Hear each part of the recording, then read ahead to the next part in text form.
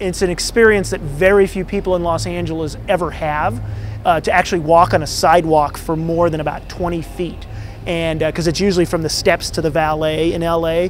The best thing about Culver City is the parking is so horrible that it forces you to walk in LA.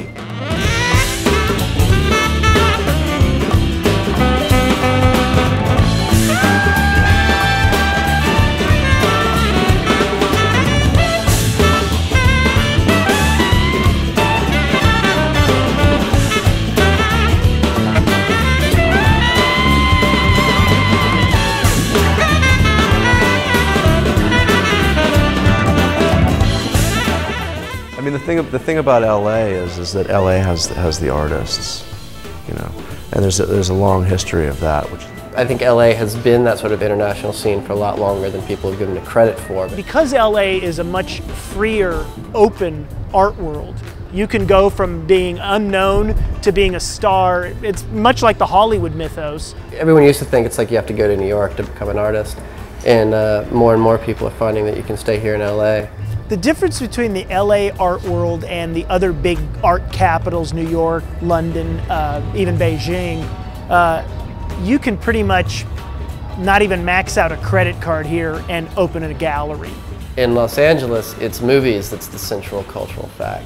So the art scene sort of has to play second fiddle to that, which is the best part about the LA scene and the worst part.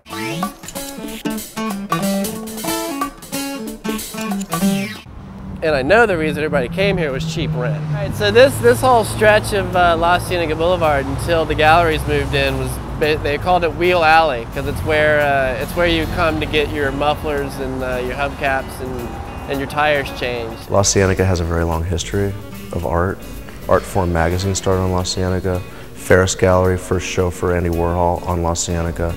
In the 60s, La Cienega used to close down on Monday nights. There'd be openings. Everybody up and down the street would have, you know, things going on. Yeah, so now we have like 30 some odd galleries here within walking distance of the Mandrake on this weird little, you know, strip of La Cienega Boulevard. Heading down that way, then you get to Blum and Poe, which is sort of like the Godfather gallery on the scene. Very first guys that moved in here, and they came from Santa Monica. Really important gallery internationally, and sort of set the scene here. Everyone sort of followed them in. Next to them is Sandrone Ray, and next to Sandrone Ray is Anna Hellwing Gallery. They were also two early ones that followed Blum and Poe over. They're like Papa Bear, Mama Bear, and Baby Bear. Oh, I don't know if Anna would be happy about being Baby Bear anymore. Got two doors down, we got Liz Oliveira Gallery, which moved from San Francisco. She was one of the earlier galleries on the block. You go around the corner on Venice, you get to Colmy Avenue, you get to MC, which is Christian Hay of The Project in New York, and Michelle Macarone also has a gallery in New York. They paired up.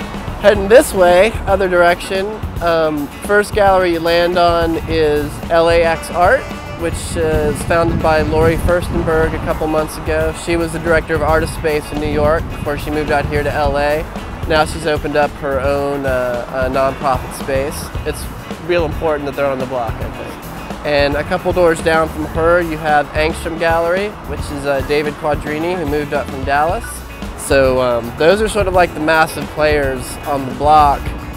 If you go around the corner either way on Washington, if you head left down towards downtown Culver City proper, there's a whole string of probably another 15 or 20 galleries.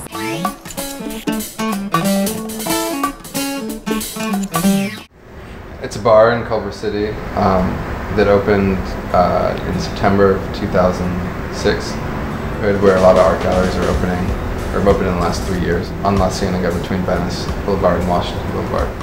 Flora and I came out from New York. We had this small little 2-year gallery called Champion Fine Art, so we wound up finding a little apartment in that white building right there, and we opened up this weird little gallery in our living room. And so when that project was finished, just a 2-year project, we were kind of looking around for something else to do, and that's when we found the bar space and thought, well, you know, a bar would kill over here. So it really just serves as a central point for people and you know, talk about art and talk about, you know, their lives. I mean, I guess, you know, any sort of scene, whether it's an art scene or music scene or whatever it is, needs a meeting place, and I think just sort of due to our location that we're smack in the middle of all these galleries. Now it just happens to be here. This will end at a certain point and it'll go somewhere else where there's cheap rents. Because it always follows the cheap rents. It's just like any other cities like New York. You could be here an hour, and if you've gone to the galleries in Culver City, you're more an Angelino than somebody who's lived here 15 years.